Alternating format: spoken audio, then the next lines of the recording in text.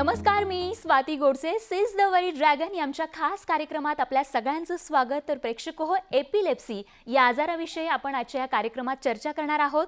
आणि या एपिलेप्सी आजारात नेमका काय त्रास होत असतो त्या व्यक्तीला आणि तो त्रास होऊ नये यासाठी नेमकं काय करायला हवं यावरती आजच्या या कार्यक्रमात आपण चर्चा करणार आहोत. आणि त्यासाठी तज्ज्ञ डॉक्टरांचं मार्गदर्शन आपल्याला मिळणार आहे.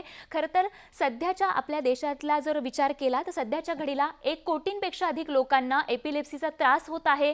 आणि या व्यक्ती कोणत्याही क्षणी येणाऱ्या फिटच्या चिंतेत जगत असतात आणि त्याचमुळे त्यांचा हा त्रास त्यांच्या मानसिक तसंच शारीरिक आरोग्यावर देखील परिणाम करत असतो.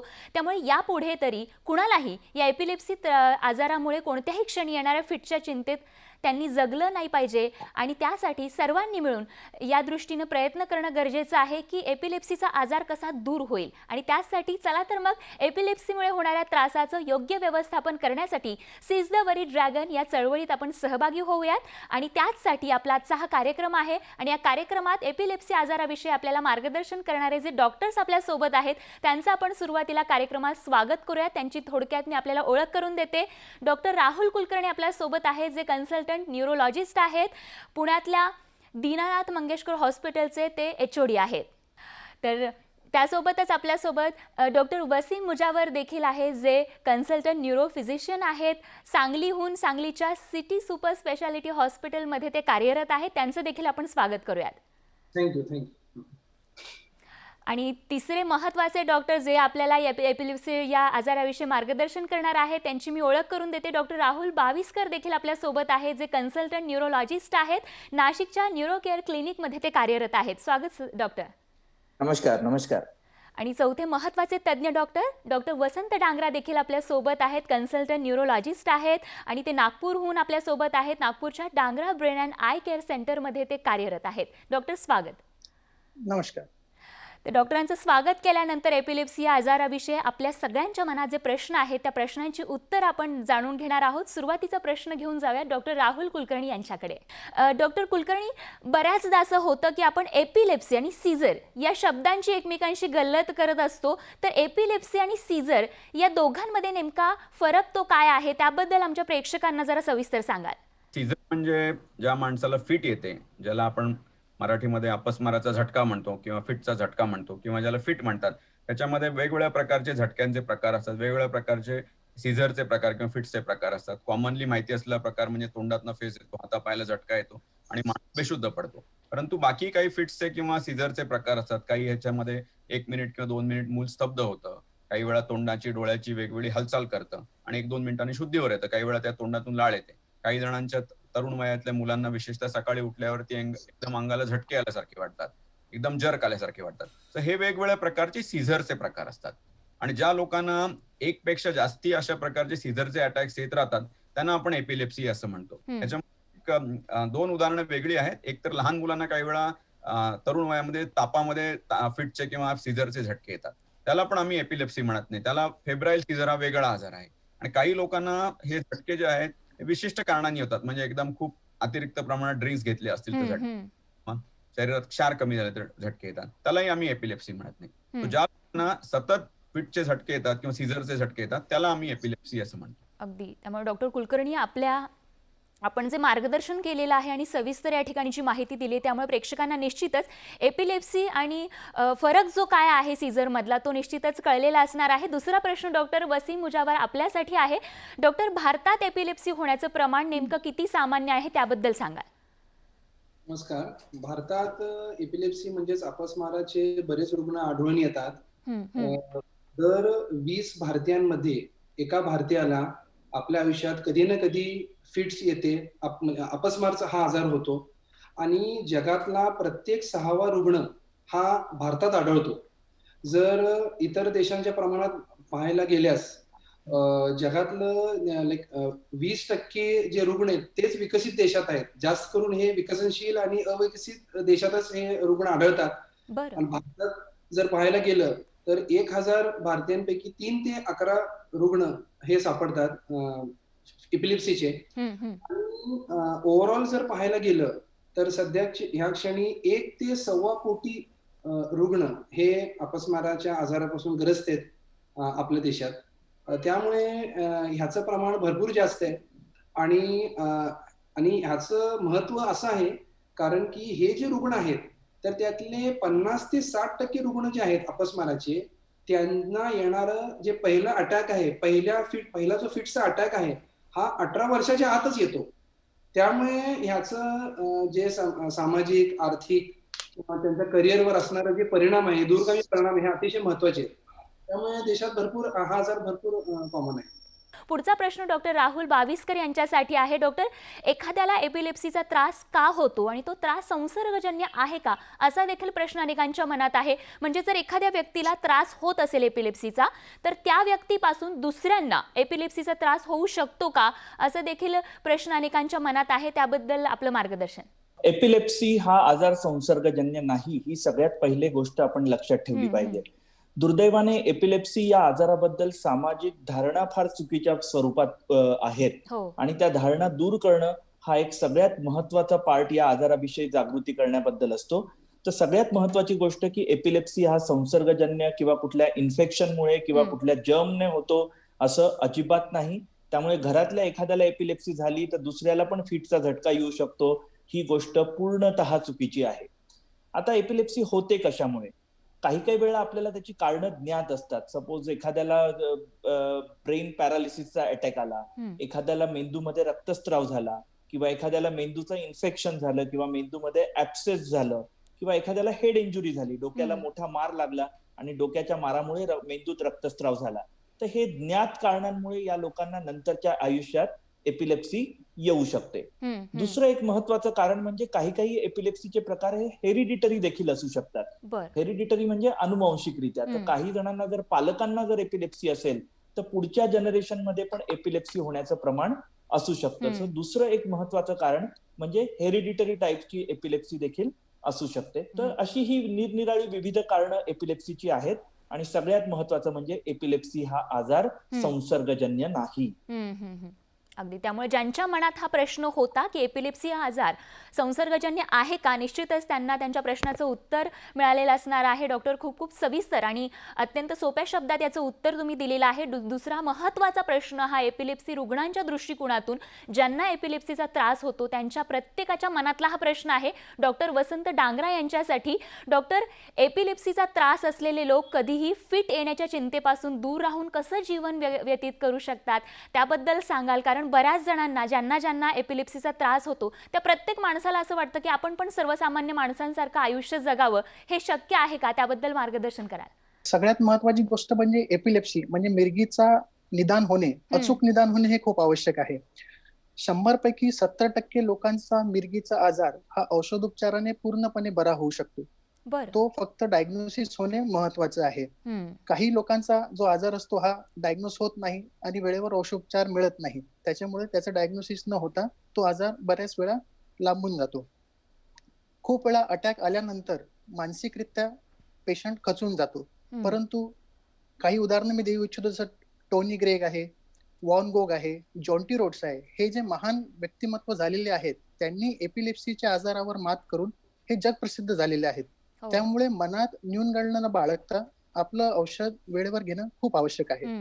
रुग्णांचे मैत्रिणी असतील, घरचे काही लोक असतील, परिवारातले जे सदस्य असतील, त्यांनाही मी सांगू इच्छितो की पेशंटचा मानसिकरित्या खच्चीकरण न होणं हे आवश्यक आहे. वेळेवर औषधोपचार करणं, पेशंट जे असतील त्यांनी वेगवेगळे छंद जोपासणं, काही आर्ट्स आहेत, काही वेगवेगळ्या हॉबीज आहेत, त्या डेव्हलप करून त्याच्यात इंटरेस्ट त्यांनी निर्माण केला पाहिजे.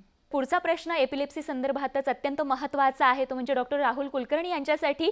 डॉक्टर कुलकर्णी, फिट किंवा चक्कर येण्याची नेमकी कारणं कोणकोणती आहेत, त्या कारणांविषयी सविस्तर सांगाल? आता डॉक्टर बाविस्करनी सांगितलं तसं एपिलेप्सीची कारणं अनेक आहेत. काही कारणं जी आहेत ती अनुवंशिक असू शकतात. काही कारणं जी असतात ज्याच्यामध्ये ब्रेनला काही कारणामुळे इंजुरी झालेली असते, ते डोक्याला मार लागल्यामुळे असेल, मेंदूमध्ये इन्फेक्शन झाल्यामुळे असेल, किंवा मेंदूमध्ये पॅरालिसिस झाल्यामुळे असू शकेल. काही वेळा जन्माच्या वेळी, बाळाच्या डिलिव्हरीच्या वेळी, किंवा बाळ जेव्हा आईच्या पोटात असतं तेव्हा जर त्या बाळाच्या डेव्हलपमेंटमध्ये जर काही त्रास झाला तरी अशा मुलांना फिटचे झटके येऊ शकतात. काही वेळा मेंदूमध्ये वेगवेगळ्या प्रकारचे सूज आली असेल वेगवेगळ्या कारणांमुळे, ज्याच्यामध्ये शरीराच्या प्रतिकार शक्तीचे काही आजार असतात, त्याच्यामुळे फिट्स येऊ शकतात. थोडक्यात म्हणजे काय, मेंदूचा कुठलाही आजार जरी झाला तरी त्याचं एक लक्षण हे फिट्सचं असू शकतं. मेंदूतला हम्म. कुठलाही आजार झाला तर त्या माणसाला फिट येण्याची रिस्क राहते. त्या रिस्कचं प्रमाण कमी अधिक असू शकतं. परंतु बरेच पेशंट असे असतात ज्यांच्यामध्ये आम्ही बऱ्याच टेस्ट करतो आणि टेस्टमध्ये कळतं की मेंदूमध्ये काहीच आजार नाही. त्यांचा स्कॅन केला, त्यांच्या ब्रेनच्या बाकीच्या टेस्ट केल्या, सगळ्या टेस्ट नॉर्मल असतात. तर अशा लोकांच्या एपिलेप्सीला आम्ही इडिओपॅथिक एपिलेप्सी असं म्हणतो. म्हणजे या लोकांमध्ये आपल्याला काही कारण कळत नाही. बऱ्याचदा अशा मुलांच्या किंवा अशा लोकांच्या मेंदूची वाढ जी असते ती नॉर्मल असते, त्यांना काही मेंटल रिटार्डेशन नसतं, ते सगळ्या गोष्टी करू शकतात, फक्त त्यांना एपिलेप्सीचा आजार असतो. सो अशा आजाराला आम्ही काही वेळा इडिओपॅथिक एपिलेप्सी किंवा क्रिप्टोजेनिक एपिलेप्सी असं म्हणतो. या लोकांनी फक्त फिट गोळ्या घेतल्या तर त्यांचे आजार बरे होऊ शकतात. सो अनेक मेंदूच्या आजारामुळे म्हणजे किंवा मी म्हणेल मेंदूच्या सर्व आजारामध्ये फिट येण्याची रिस्क ही राहतेच. काही लोकांना अनुवंशिक एपिलेप्सीचा आजार असू शकतो. खरंय.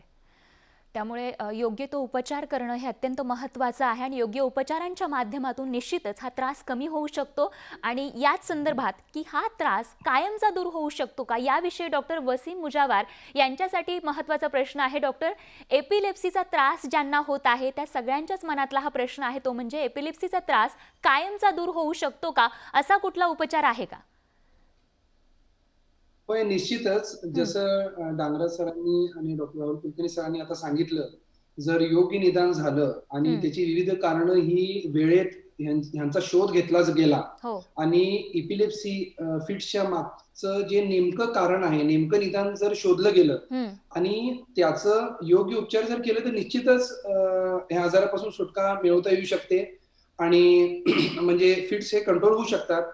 उदाहरणार्थ जर सरांनी सांगितलं की विविध प्रकारचे जे मेंदूचे इन्फेक्शन होतात, मेंदूचा टीबी असू शकतो किंवा मेंदूत इतर जे काही ॲलर्जी असतात किंवा कधी कधी काही रासायनिक बदल होतात रक्तांमध्ये. उदाहरणार्थ कॅल्शियम, मॅग्नेशियमची कमतरता कधी कधी निर्माण होऊ शकते. मग हे जे सर्व कारणं आहेत, ही जर कारणं शोधली गेली आणि त्याचं जर प्रॉपर ट्रीटमेंट झालं तर निश्चितच बरं होऊ शकतं. पुढचा एक महत्वाचा मुद्दा असा, जसं सरांनी आता सांगितलं की इडिओपॅथिक एपिलेप्सी नावाचा जो प्रकार आहे की ह्याच्या मागं इतर काही कारण स्पष्टपणे आढळून येत नाही. तर अशा लोकांसाठी सुद्धा आता बरेचशी ऍडव्हान्सेस झालेले आहेत. 2020 साली आता बरेचशी ट्रीटमेंट, बरेचशी उपचार पद्धती समोर येत आहेत. इव्हन काही इलेक्ट्रॉनिक डिव्हाइसेस आलेले आहेत मार्केटमध्ये. उदाहरणार्थ वेगल नर्व स्टिम्युलेशन डिव्हाइसेस की ज्याच्यामुळे फिट्स पासून निश्चितच आपल्याला म्हणजे सुटका मिळवता येते. आहारात काही बदल आहेत. उदाहरणार्थ केटोजेनिक डाएट आहे. ऍक्च्युली हा खूप मोठा विषय आहे. खरं सांगायचा हेतू हाच की नेमकं जर निदान सापडलं तर निश्चितच ह्या आजारापासून आपण मुक्तता मिळवू शकतो. तर एपिलेप्सी या महत्त्वाच्या विषयावरती आपण चर्चा करत आहोत. अनेकांच्या मनात अनेक प्रश्न आहेत आणि त्या प्रश्नांची उत्तरं तज्ज्ञ डॉक्टरांकडून आपण जाणून घेत आहोत. मात्र अगदी छोटासा ब्रेक घेऊन लगेचच परत येतो. बघत राहा आमचा खास कार्यक्रम.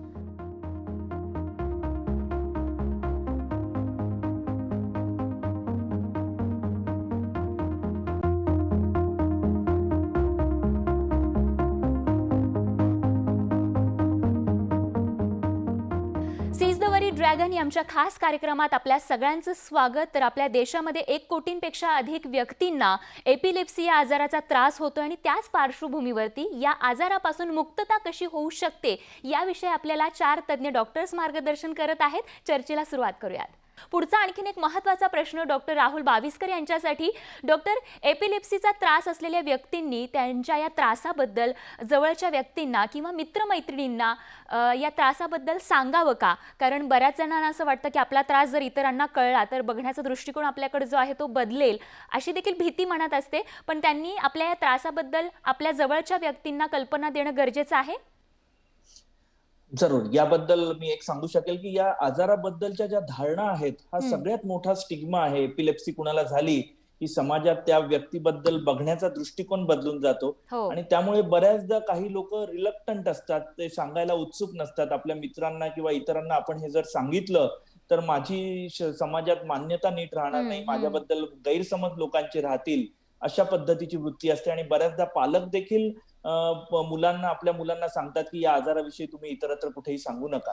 पण माझं वैयक्तिक मत राहील, ऑब्व्हियसली प्रत्येकाचा हा प्रायव्हसीचा अधिकार आहे, त्याच्यावर आपण बंधनं टाकू शकत नाही. हा प्रत्येकाचा वैयक्तिक प्रश्न आहे.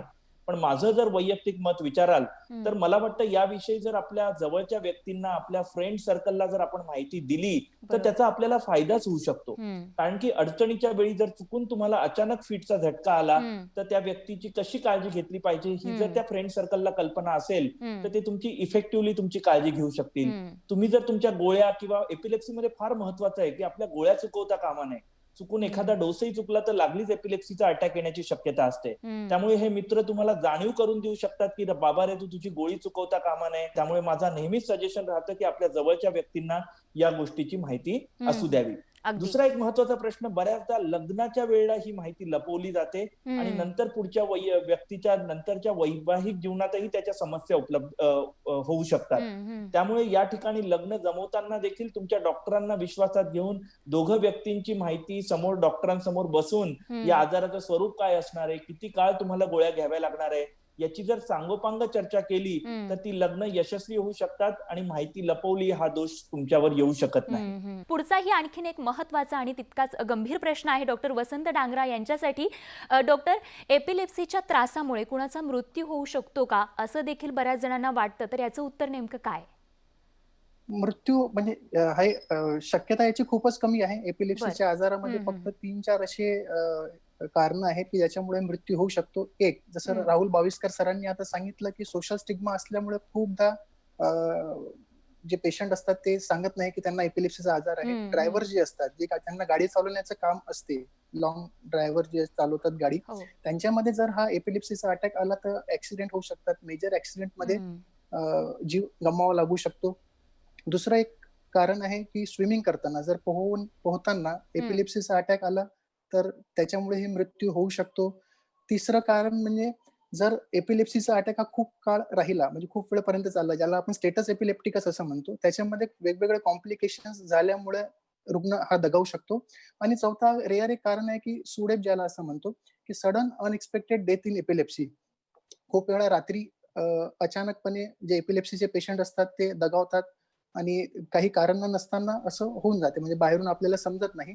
परंतु काही केमिकल इम्बॅलन्स असे होतात की ज्यांचे एपिलेप्सी कंट्रोलमध्ये नसेल, वेळेवर औषध जर घेतलेलं नसेल तर हे केमिकल इम्बॅलन्सेस बॉडीमध्ये होऊन सडनली पेशंट दगावू शकतो. डॉक्टर राहुल कुलकर्णी यांना महत्वाचा प्रश्न असा आहे, तो म्हणजे डॉक्टर, महिलांमध्ये जर आपण एपिलेप्सीचं प्रमाण कसं आहे याचा जर विचार केला तर पुरुषांच्या तुलनेत महिलांमध्ये एपिलेप्सी या आजाराचं प्रमाण नेमकं किती आहे? तसं बघायला गेलं तर महिलांमध्ये एपिलेप्सी पुरुषांपेक्षा थोडंसं जास्ती असतं. कारण काही आजार जे असतात ते पिक्युलरली फक्त महिलांमध्येच होतात, जे पुरुषांमध्ये आढळत नाहीत, त्याच्यामध्ये एपिलेप्सी होण्याची शक्यता असते. महिलांमध्ये आपल्याला माहिती आहे की प्रेग्नन्सीच्या वेळी किंवा डिलिव्हरीच्या वेळी विशेषतः काही प्रकारचे फिट्सचे झटके येतात आणि भारतामध्ये ह्याच्यातले काही प्रकार बऱ्यापैकी कॉमन होते, याचं प्रमाण सुदैवाने आता कमी होत चाललंय. काही वेळा त्यांच्या डिलिव्हरीच्या वेळी त्यांच्या मेंदूतल्या व्हेन्स मध्ये रक्ताच्या गुठळी होतात आणि त्याच्यामुळे त्यांना फिट्स येतात, किंवा डिलिव्हरीच्या वेळी त्यांचं ब्लड प्रेशर वाढतं आणि त्याच्यामुळे त्यांना फिट्स येतात, किंवा काही वेळा डिलिव्हरीच्या वेळी इन्फेक्शन होतं आणि त्याच्यामुळे फिट्स येतात. हे आजार जे आहेत ते महिलांमध्ये होणारेच आजार आहेत. महिलांमध्ये हार्मोनल चेंजेसमुळे सुद्धा काही वेळा फिट्सचे अटॅक्स येऊ शकतात. डॉक्टर वसीम यांच्यासाठी महिलांच्याच दृष्टिकोनातून एक महत्त्वाचा प्रश्न, एपिलेप्सीच्याच दृष्टिकोनातून. डॉक्टर वसीम, बऱ्याच वेळा असं बघायला मिळतं मुलींमध्ये आणि महिलांमध्ये पिरियड्सच्या आधी देखील एपिलेप्सीचा अटॅक येण्याची देखील शक्यता असते आणि ती अधिक प्रमाणात आढळलेली आहे. त्याबद्दल मुलींनी नेमकी, महिलांनी नेमकी काय काळजी घ्यायला हवी? जसं इतर रुग्णांसाठी काळजी घेतो, म्हणजे त्यांना ज्या काही औषधी चालू आहेत, ज्यांना अँटी इपिलेप्टिक ड्रग्ज म्हणतात, तर ते वेळेवर घेत राहणे. एस्पेशली जी कॅटामिनल इपिलेप्सी आहे, म्हणजे मेन्स्ट्रुअल सायकलच्या जवळपास ज्यांचं प्रमाण वाढतं, तर वेळेवर त्यांनी औषधं घेणं महत्वाचं आहे. दुसरी गोष्ट म्हणजे हा जो पर्टिक्युलर ग्रुप आहे त्यांनी जर वेळेवर स्लीप हायजीन ज्याला म्हणतात, योग्य प्रमाणात रेग्युलर टाइमवर, रेग्युलर शेड्यूलवर जर त्यांनी झोप वेळेवर पुरेशा प्रमाणात घेतली आणि कुठलाही स्ट्रेस जर नाही घेतलं आणि वेळेवर जर औषधोपचार केले तर निश्चितच हा जो प्रकार आहे तो कंट्रोल निश्चितच करता येऊ शकतो. डॉक्टर वसंत, महिलांविषयीच आणि एपिलेप्सी आणि महिला यांच्याविषयी तुमच्याकडून मार्गदर्शन असं हवं आहे की बऱ्याच वेळा प्रेग्नेन्सीच्या दरम्यान देखील महिलांमध्ये असं आढळून आलेलं आहे की त्यांना एपिलेप्सीचा त्रास त्या दरम्यान झाल्याचं बघायला मिळतंय. त्यामुळे ड्युरिंग प्रेग्नेन्सी महिलांनी काय काळजी घ्यायला हवी? जर ऑलरेडी एपिलेप्सीचे पेशंट असतील, स्वतः महिला ज्यांना प्रेग्नन्सी झालेली असेल, त्यांनी आपली औषधं रेग्युलर घेणं आवश्यक आहे. एकही गोळी सुटता कामा नये. दुसरं, फोलिक ऍसिड नावाची जी गोळी आहे ते डॉक्टर प्रिस्क्राईब करतात, तेही आवश्यक आहे घेणं. आणि जर पहिले एपिलेप्सीचा त्रास नसेल आणि प्रेग्नन्सी झाल्यानंतर एपिलेप्सीचा त्रास जर झालेला असेल, तर त्यासाठी वेगळी कारणं असतात. जसं प्रेग्नन्सीमध्ये वेगवेगळे आजार होऊ शकतात की ज्याच्यामध्ये एपिलेप्सीचा प्रमाण वाढू शकतो. तर महत्वाचं हेच आहे की प्रेग्नन्सी असेल तर आपली औषधं रेग्युलर घेणं खूप आवश्यक आहे. डॉक्टर राहुल बाविस्कर यांच्यासाठी पुढचा प्रश्न असा, खरं तर कार्यक्रमाच्या शेवटी जाता जाता सगळ्यांसाठीच ज्यांना ज्यांना एपिलेप्सीचा त्रास होत आहे आणि ज्यांच्या मनामध्ये या आजाराच्या विषयी अनेक प्रश्न आहेत, त्यांना एक ओव्हरऑल जर गाईडलाईन द्यायची असेल, मार्गदर्शन द्यायचं असेल, कशा पद्धतीची जीवनशैली त्यांनी नेमकी जगायला हवी, त्याबद्दलच्या 5 टिप्स तुम्ही देऊ शकाल? ओके. तर एपिलेप्सी आजाराविषयी सगळ्यात महत्वाची गोष्ट, तुमच्या योग्य डॉक्टरांचा सल्ला घ्या. दुसरी महत्वाची गोष्ट, तुमच्या गोळ्या व्यवस्थित घेणं. एपिलेप्सीमध्ये वारंवार फिटचा अटॅक येण्याचं एक सगळ्यात महत्वाचं कारण आपल्या गोळ्या चुकणं हे असतं. तिसरी महत्वाची गोष्ट जे तुम्ही म्हटलात की लाईफस्टाईल चेंजेस. सो एपिलेप्सी पेशंटला थोडे लाईफस्टाईल बदल करणं अत्यंत आवश्यक आहे. विशेषतः झोप व्यवस्थित घेणं, रोजची झोप व्यवस्थित 7 ते 8 तासाची झोप होणं हे अत्यंत महत्वाचं आहे. दुसरी गोष्ट, ड्रायव्हिंग आणि स्विमिंग या 2 ऍक्टिव्हिटीज बद्दल त्यांनी खबरदारी घेणं खूप गरजेचं आहे. कारण चुकून ड्रायव्हिंगच्या वेळेला जर तुम्हाला एपिलेप्टिक अटॅक आला तर तुम्ही तुमची काळजी घेण्यास समर्थ नसतात, किंवा तुम्ही स्विमिंग करताना जर एपिलेप्टिक अटॅक आला तर तुम्ही तुमची काळजी घ्यायला समर्थ नसतात. थर्ड इम्पॉर्टंट लाईफस्टाईल चेंजेस म्हणजे लेट नाईट पार्टीज आणि फोटिक स्टिम्युलेशन या गोष्टी एपिलेप्सीच्या रुग्णांनी अवॉइड केल्या पाहिजे. कारण की जे चमकणारे लाईट पार्टीज मध्ये मोस्टली असतात, त्यांनी पण कधी कधी काही एपिलेप्सी प्रेसिपिटेट होण्याची शक्यता असते. आणि सगळ्यात महत्वाची गोष्ट, याला स्टिग्मा समजू नका. याबद्दलची योग्य माहिती आपल्या सवंगड्यांना, आपल्या मित्रांना किंवा आपल्या आजूबाजूच्या लोकांना, किंवा तुमचं लग्न जमत असेल तेव्हाही समोरच्या लोकांना द्यायला विसरू नका. म्हणजे आयुष्यातील पुढच्या गोष्टी तुमच्या सुलभ होतील. आणि सगळ्यात महत्वाचं म्हणजे एपिलेप्सी ही पूर्णतः ट्रीटेबल आहे. 80% लोकांची एपिलेप्सी आपण गोळ्यांच्या माध्यमातून चांगल्या प्रकारे कंट्रोल करू शकतो. जी काही रिफ्रॅक्टरी एपिलेप्सी आहे त्याच्यामध्ये एपिलेप्सी सर्जरीचा उत्तम मार्ग उपलब्ध झालेला आहे. त्यामुळे तुमची एपिलेप्सी जर 2 किंवा 2 पेक्षा जास्त औषधांनी कंट्रोल होत नसेल तर एपिलेप्सी सर्जरी हा ऑप्शन बद्दल तुमच्या डॉक्टरांना निश्चित विचारा. डॉक्टर, ही पंचसूत्री जी तुम्ही सांगितलेली आहे, या पंचसूत्रीचं पालन जे आहे ते एपिलेप्सी आजार ज्यांना ज्यांना आहे त्यांनी करणं अत्यंत गरजेचं आहे. आणि याचा जर तुम्ही पालन केलं तर निश्चितच तुम्ही सर्वसामान्यांसारखंच आयुष्य जगू शकता. आणि जसं की आता डॉक्टर म्हणाले, 70% व्यक्ती या एपिलेप्सी मुक्त झालेल्या आहेत. आणि त्यासाठी तुम्हाला औषधं घेणं आणि ज्या गोष्टींचं पालन करण्यासाठी आता डॉक्टरांनी मार्गदर्शन केलेलं आहे त्या गोष्टी तुम्हाला फॉलो करणं अत्यंत महत्त्वाचं आहे.